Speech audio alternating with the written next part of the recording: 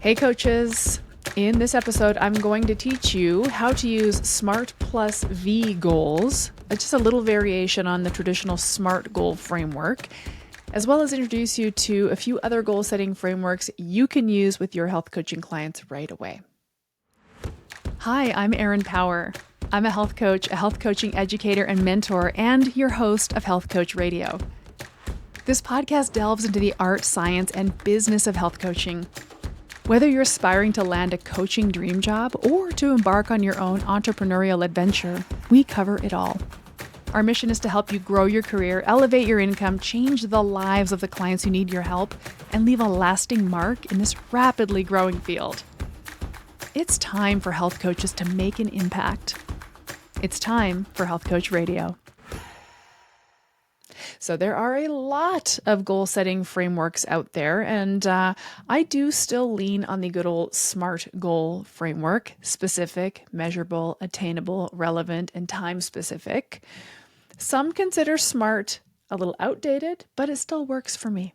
It still works for me. When I use this framework, by the way, to help goal set with my clients, I don't tell them I'm doing it. I don't tell them we're going to engage in a SMART goal. I just use it literally as a framework in my own head to help establish the goal. And I'll walk you through how I use it here.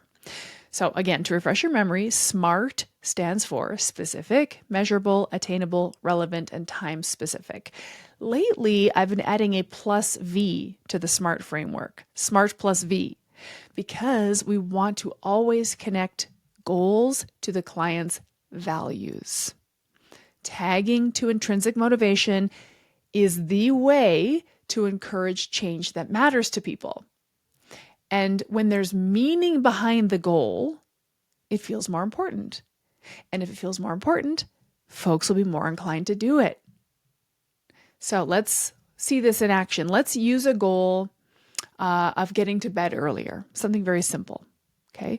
Now we would start the whole goal setting session by asking the client why sleep feels like the most important thing for them to tackle. This is called the value prompt. So you come into the session, you say, "Hey, Bob, great to see you. What feels like the most important thing for us to tackle this week?" And Bob will say, "I think I need to get to bed earlier." And you'll say, "Oh, you want to get to bed earlier? Interesting. Tell me why that's the most important thing for us to work on this week." Okay, that's the value prompt. It's a really great way to kick off the session so you know where to guide the goal setting portion of the coaching session, which is honestly the main outcome we're looking for in an individual coaching session. Some kind of a goal, ideally a goal that is relevant to the client's values. Let's speak about relevancy for a second, because relevancy, the R in the SMART framework, we can do a quick relevancy check right here in the moment we're doing the value prompt. So again, you don't have to march through the SMART framework in order from S to M to A. You can start with relevancy first. So in this case, is this process goal of getting to bed earlier relevant to the client's declared outcome goals, the big things they want to achieve out of the totality of the coaching relationship? So let's get into the weeds on that a little bit. The outcome goal is the big health goals the client wants to achieve. I want to lose 50 pounds. I want to get a better time on my ultra marathon. I want to get pregnant and have a baby. There's all kinds of goals a person could have. Those are the outcome goals. The process goals are the smaller little stair-step goals that lead the client over time up to the outcome goal. Okay, so is this process goal of getting to bed earlier relevant to the client's declared outcome goals, the things they want to achieve? If so, proceed. It most usually will be. If the relevancy is not actually automatically clear, then spend some time with your client seeking to understand why they think it is relevant. Now, using this example, getting to sleep earlier, I think honestly for most health outcomes, sleep is a great move. It's a great thing to set our sights on. It will probably improve almost anything. But let's say your client is trying to PR their ultra marathon and they've hired you and you're an endurance coach.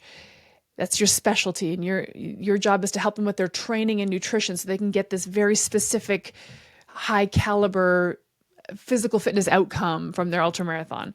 Now, if the client comes to your session wanting to work on going to bed, spend some time seeking to learn why they feel that's relevant to their outcome goal of the ultramarathon.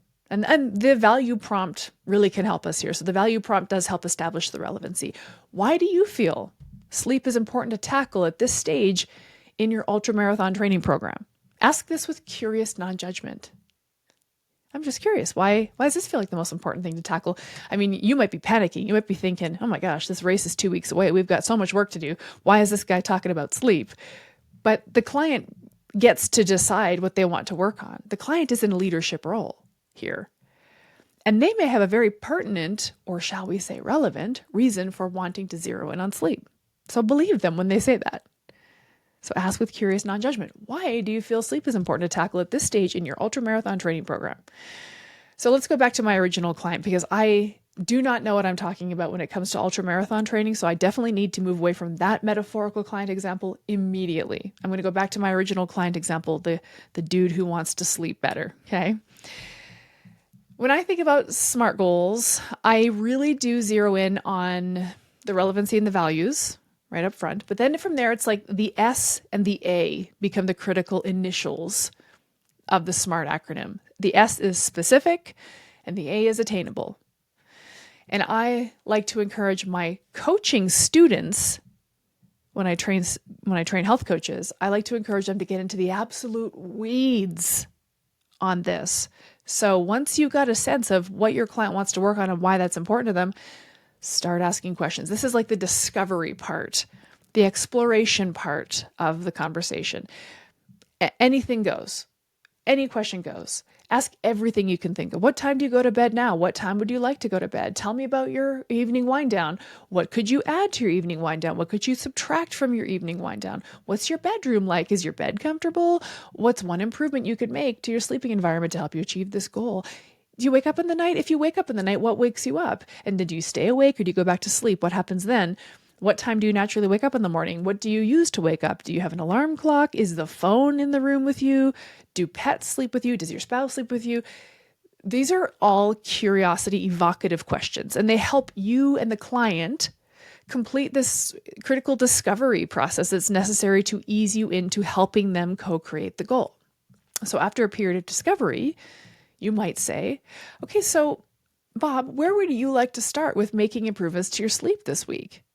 Because Bob might say, I need to go to bed 30 minutes earlier, or I need to kick the cat out of the bedroom, or I need to go buy a new pillow. Only through thorough discovery will you learn what specific goal to set. So let's go back to all those questions I asked, right? That million questions I asked. What if you ask the question like, how comfortable is your bed? And Bob might say, actually, my neck always hurts in the morning. And actually, my neck kind of wakes me up and I'm kind of groggy in the morning because I'm tossing and turning all night. Maybe Bob needs to go buy a new pillow. Maybe that's the goal. Okay, let's go buy you a new pillow, Bob. Let's set this goal, right? So you do want to, it is crucial to do this discovery. If you skip over the discovery, all those evocative questions and just say, okay, Bob wants to get to sleep. Let's work on going to sleep. You might miss something really critical to something that's getting in the way of Bob sleeping. So you do need to have a little discovery in every single session. And I think it's really fun.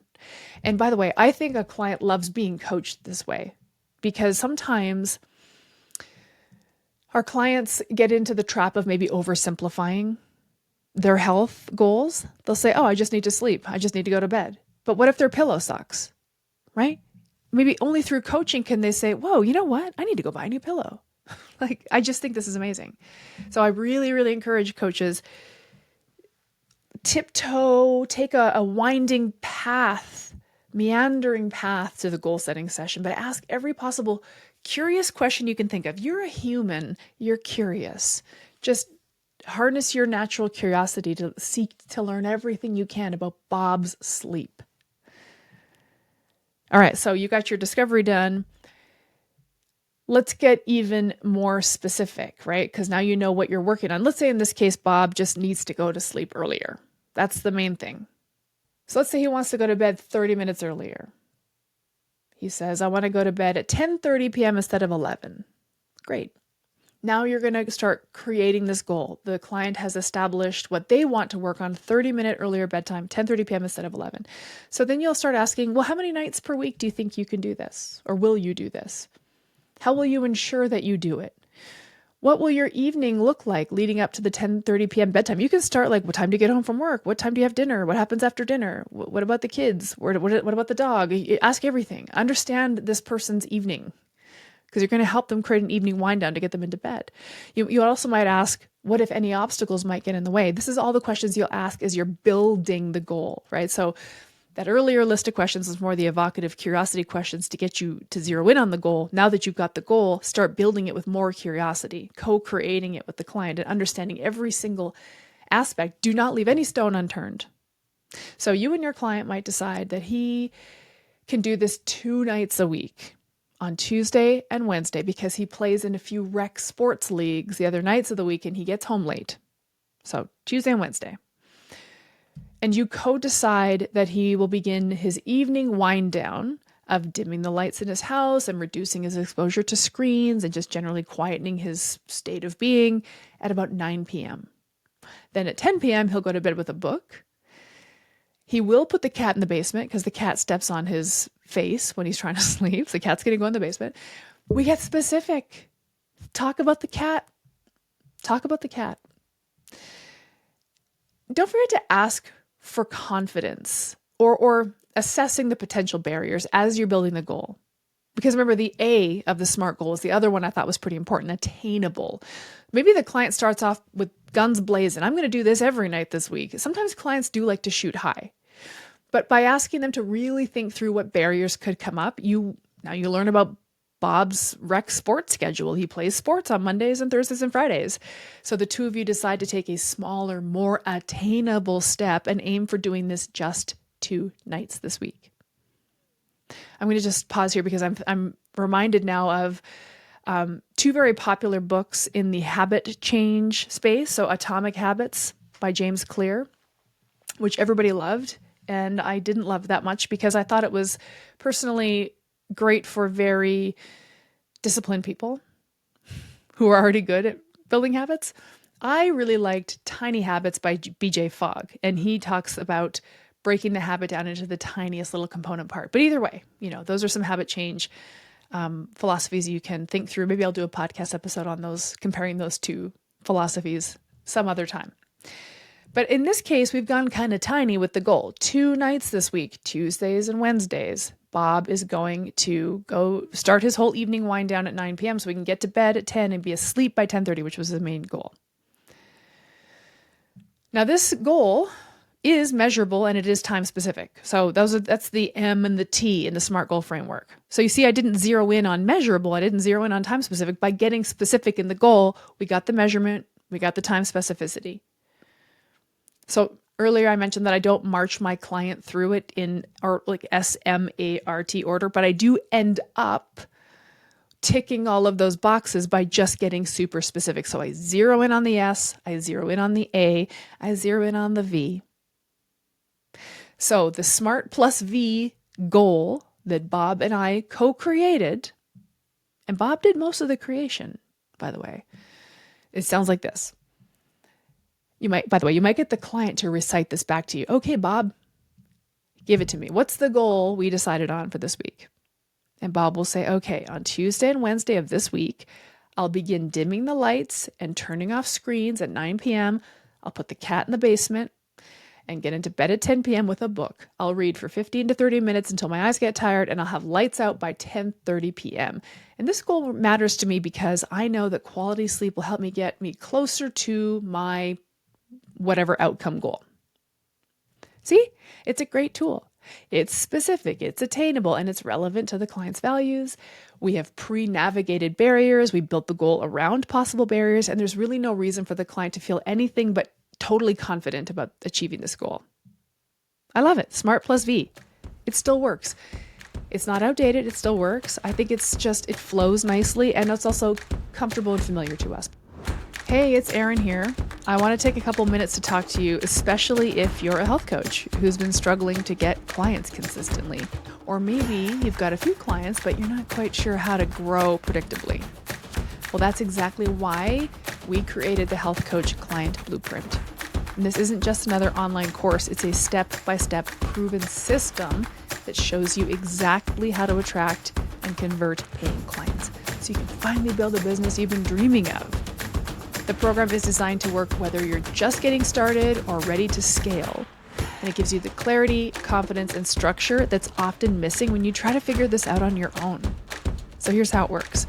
The Health Coach Client Blueprint is broken down into modules that guide you from zero to your first clients all the way through growing your practice consistently.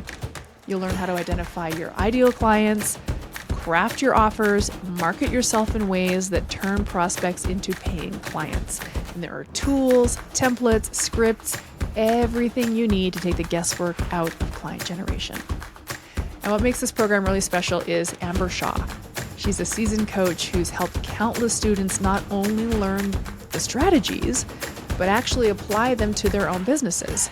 And Amber provides live mentorship, one-on-one guidance, and real-time feedback throughout the program. So you're never just following a static online course.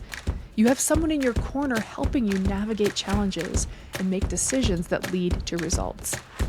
This program is completely online, so you can give it a go at your own pace, but it's designed to give you both quick wins and long-term results with live accountability and support built in. Now, if this sounds like something you've been looking for, head over to primalhealthcoach.com/HCCB to learn more about the Health Coach Client Blueprint and to enroll. And because you're a Health Coach Radio listener, you can use the exclusive code HCR100 for $100 off your enrollment. And this is just for our listeners, so don't wait too long. Seriously though, if you're ready to finally get consistent clients and grow your coaching business with clarity and confidence, the Health Coach Client Blueprint is your roadmap.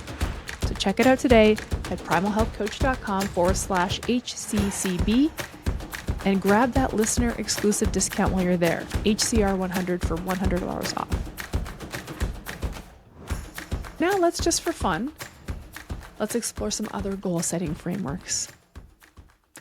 And they're all acronyms. The first one is CLEAR. CLEAR stands for collaborative, so shared goals, working better than individual goals. Limited, set within a clear time frame and kind of shrunken to the minimum effective dose. Emotional, so it's linked to meaning and values. Appreciable, we break it down into small steps and then maybe it grows from there. And refinable, it is adaptable as circumstances change. So collaborative, limited, emotional, appreciable, and refinable. This is like a more modern, flexible alternative to SMART. It sounds a lot like SMART to me. So how would this goal with Bob sound if we use the CLEAR format? So collaborative. I'll start my evening wind down at 9 p.m. and post my wind down routine inside the client community on Facebook to hold myself accountable. So Bob is doing this with his peers in your coaching program. Maybe he has his partner helping him as like an accountability buddy, or maybe you and Bob have established some kind of collaborative approach to get him to hold his feet to the fire on this. So he's doing it not by himself, but with a partnership of some kind, right? Limited. Bob will do this on Tuesday and Wednesday this week. Emotional. I will feel more rested and better able to make health supporting decisions the next day so I can achieve my long-term health goals. Plus, I'll be more productive at work. So we're getting into values and meaning, right? Relevancy. Appreciable. I'll start with 2 nights a week, and then later in the winter when my sports leagues wind down, I'll stretch it out to 3 nights a week and then 4, and we'll take it from there. And refinable. If 9 p.m. doesn't work, if it feels too early and I just feel like I'm ending my evening too soon, I have the opportunity to shift my wind down back to 9:30 p.m. So maybe you'll be able to do a little contingency plan. The plan has to be refinable. It can't be too rigid. So that's another option. CLEAR, collaborative, limited, emotional, appreciable, and refinable. Another goal setting framework is the WOOP method. Maybe you've heard of this one. I do teach this one as well to my health coaching students. WOOP stands for wish, outcome, obstacle, and plan. So the wish is, what do you want to achieve? The outcome is, what will it feel like when you succeed? So, for future casting or visualizing success. The obstacles are what might get in the way. And the plan is how you'll respond to the obstacles. And actually, what I like about this is that I really do think that one of the biggest parts of a health coach's job is helping our clients predict and navigate and overcome barriers. So the WOOP method really puts this in the spotlight And this comes from positive psychology and behavior change. So that's why it appears in a lot of health coaching programs. So if you've done a health coaching certification, you might have learned this one too. So let's apply this to Bob's bedtime goal. So Bob's wish is to sleep better by going to bed earlier, feeling more well-rested by going to bed earlier. We established that at the top. I'm going to go to bed 30 minutes earlier, 10:30 instead of 11. The wish is better sleep by going to bed earlier. The desired outcome is, well, I'll wake up feeling refreshed and be more productive and have a better shot at making my outcome goals and all the things I want in my life. So again, we're talking about relevancy, we're talking about values. Why does Bob want this?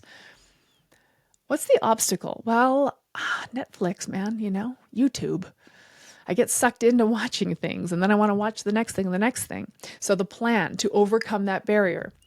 If I feel the urge to watch another episode, I'll set the sleep timer and turn off the TV. Or if I watch YouTube videos on my iPad, I'll set the sleep timer there. It's one of those if-then statements that you hear a lot in habit change stuff. But I mean, it's good. It's good to know thyself, to know that this is all well and good. Well, I'm chatting with my coach. I'm guns ablaze and ready to do this, but I really like watching YouTube videos. Great. We know that about you, so let's set that sleep timer. So the iPad goes off or the laptop goes off or whatever. So that is WOOP. Wish, outcome, obstacle, plan. The next one is called hard goals. This is from Mark Murphy, who's an author, and it adds an emotional, values-based layer that SMART often misses. So HARD stands for heartfelt, animated, required, and difficult. So heartfelt would be emotionally compelling, values. Animated would be vividly imagined. I like that idea. That's pretty cool to me because, again, I go back to what I just said a second ago, which is clients will come in and say what they want to do, but can you imagine yourself doing it? Is it even in the realm of possibility? So this idea of vividly imagining it is cool. Required is this is essential, this is urgent, the importance. Importance is really, really something to keep in the back of your mind whenever you're having any kind of coaching conversation. Is this important? That's back to values, right? And then difficult. So in the hard goals framework, Mark Murphy, the progenitor of this method, feels that goals should be challenging enough to stretch you. Now, I would agree with that. I would agree with that because a goal can't be too easy, but it also can't be too hard, I think. We have to find this attainability, this sort of push goal that gets somebody to stretch a little bit, but not to the point of feeling overwhelming. So I think there's a balance there. And I think, honestly, you need to know yourself and you need to know your client to determine how open they are to difficult challenges, difficult goals. So again, hard goals stands for heartfelt, animated, required, and difficult. So let's see where we can build out Bob's sleep plan using the hard framework. So heartfelt, better sleep means I'll be a more patient parent and a more productive leader at work. So there's more values for you. It all comes back to values. It has to be freaking important to the client. It has to matter to them. Okay, animated. So you might walk your client through a visualization. I picture myself waking up with energy. My eyes fly open before the alarm goes off. I'm ready for my morning workout, which I usually skip. And then I arrive at work mentally sharp. My words come to me. My thoughts come to me. I'm productive. I get everything done. I don't feel behind when the workday ends. Really visualize and almost feel through the entirety of what happens when this goal is met. Required is a play on what if we don't do this? Sometimes it's kind of interesting to flip the script and say, okay, and what if we don't do this? Well, Bob might say, if I don't change this, I'll keep dragging through the day. And I hate the way that feels to not have my mental faculties at work. And I might not progress in my career like I'd like to. And it also affects my ability to make supportive food decisions, which affects my health and my energy that way, my long-term weight and health goals. It's good to play that. So it's sort of a little bit of a spin on barriers. It's what if you don't succeed here? And sometimes I do think that's maybe a more compelling way to get people to visualize what they want is by imagining what they don't want. We do have that negativity bias, don't we? The D is difficult. So let's walk through basically what, if any, barriers. Like, take me through how this could be hard. And the client, Bob, might say, well, like skipping Netflix and YouTube sounds hard because I like it. And going to bed earlier kind of feels like it's going to be hard too, but it's not that hard and I can definitely do it, right? It's not the hardest thing I'm going to do. So let's talk through like how actually difficult is this, right? Sometimes people need that reality check. Like, you think this is going to be that hard? Like, I'm sure you've done harder things than put a sleep timer on YouTube, right? So without being, snarky or sarcastic, which I just demonstrated, get the client to really think through, is this hard? And if it is too hard, you have to go back to the drawing board and change the goal. I really believe in that because it has to be a push, a challenge, a stretch, but not impossible. Right? So I go back to in the SMART framework. That's why I like the A, the attainability. Like, is this attainable? Can you do this? Cool. Okay, I got two more. How about a PACT goal? PACT stands for purposeful, actionable, continuous, and trackable. Okay, so purposeful, aligned with values. It keeps coming up. It's that important. Actionable, based on behaviors, not outcomes. That's interesting. Like, what are you going to do? Not what are you going to get? That's cool. Continuous. So this refers to like ongoing progress. I think this is pretty cool because health coaching is meant to be permanent change. That's my personal point of view. I hope you all agree with me, but we're trying to help people make permanent change. So we have to do something that they can continue forever. It's not like you're going to do this for 30 days and then move on. And then trackable is like observable, right? Observable. Okay, so let's go back to Bob's sleep goal. Purposeful. Okay, so better sleep aligns with my value of showing up with energy for work and for my family and losing weight so I can reduce my risk of health concerns. So we go back to values, we go back to meaning, we go back to importance. Actionable. I start my evening wind down routine at 9 p.m. by dimming the lights and then putting the cat in the basement and then going to bed with a book. It's actionable. We have a set of actions. We have a time when it starts. We know what we're step 1, step 2, step 3. Continuous. We practice this 2 nights a week from now on. So at least from now on Tuesday and Wednesday, that's my bedtime routine, and unless my life changes. But from now on, I'm the kind of person who practices this 2 nights a week from now on. So there's an identity shift piece there. I've talked about that before in previous episodes, that we do have to help our clients actually shift their identity. No big deal. So in establishing these continuous goals, like, here's something we're going to do from here on out. Like, so when you're setting the goal, walk your client through that. Can you do this forever? Because what if it's 1 night a week? What if we have to scale back to 1 night a week or 1 night every 2 weeks? We have to make the goal, again, tiny, I guess, so that the client can see themselves doing it and being it continuously. And then trackable. So there are elements in this goal that the client can track and report on. Did I begin my evening wind down at 9 p.m.? Yes or no? Did I dim the lights? Yes or no? Did I put the cat in the basement? Yes or no? Did I set the YouTube timer? Yes or no? Did I get into bed by 10? Yes or no? So we have clear, trackable elements to this goal. So that's PACT. Purposeful, actionable, continuous, and trackable. And then the final one that I'll bring up is backward goal setting, or reverse engineering. So you start with the end vision in mind, and then you work backwards to define the steps. And this is great for like vision casting. And it's also extremely logical. So if you have a very logical and pragmatic type of client, or if you are very logical and pragmatic, maybe you're not the touchy-feely visualization, values-based type of coach, and you just want to get brass tacks, like, let's put this plan into action. Well, this is a good one. Reverse engineering. So we start with a vision, start with the end vision in mind, the end goal, the end out, sort of the process goal. I want to feel rested enough to wake naturally before my alarm and enjoy a morning walk before work and then absolutely crush my workday. Okay, step 1, I got to be up by 6:30. So we have to talk to the client. Okay, if you wanted to achieve that morning walk and getting to work on time and all the stuff, I want to be awake by 6:30. I have to wake up naturally at 6:30 without my alarm. Okay, so then if I need 8 hours of sleep, I have to for sure be asleep by 10:30. So that's how we establish our 10:30 goal. Okay, so step 2, if I have to be asleep by 10:30, then I have to be in bed by 10 because there's a period of time where your body has to, that, what do they call it? Latency, where you fall asleep. Step 3, if I have to be in bed by 10, then I need to start winding down at 9, right? I got to start dimming the lights to send that sort of melatonin signal. I get the cat in the basement. I'll watch a bit of YouTube, but I'll put my timer on. So I have to start this wind down at 9. And then step 4 is, what is that wind down? Like, what are the factors of the wind down? Put the phone away, turn off the TV or put on the YouTube countdown timer thingy, listen to music, have some warm lemon water, put the cat in the basement, dim the lights. So we have a very we've project managed the goal in this reverse engineering.